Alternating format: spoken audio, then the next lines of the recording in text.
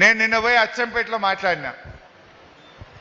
మాట్లాడి ఉన్నదంతా చెప్పొస్తే జూపల్లి కృష్ణారావు ఒక మంత్రి ఉంటాడు.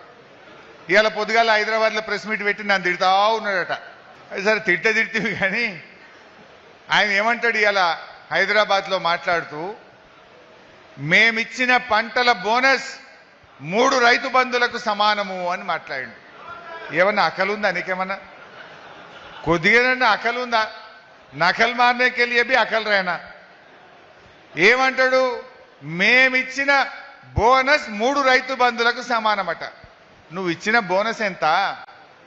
ఓసారి 1500, ఓసారి 1200. 2 బోనస్లు అయితే ఎగ్గొట్టినావు.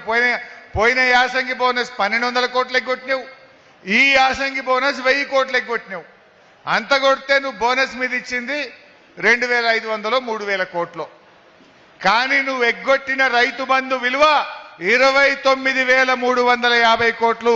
మిస్టర్ జూపల్లి తెలుసుకోలేక చర్చ పెడదామా? అసెంబ్లీ పెట్టి వచ్చి మాట్లాడతాం. 29,350 కోట్లు రైతు బంధుకు నువ్వు ఎగ్గొట్టినావు.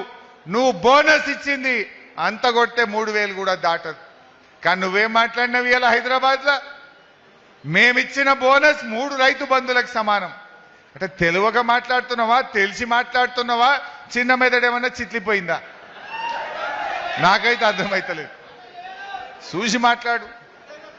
ఏమనుకోవాలి ప్రజలు? కొద్దిగానే ఉండాలనా వద్దా?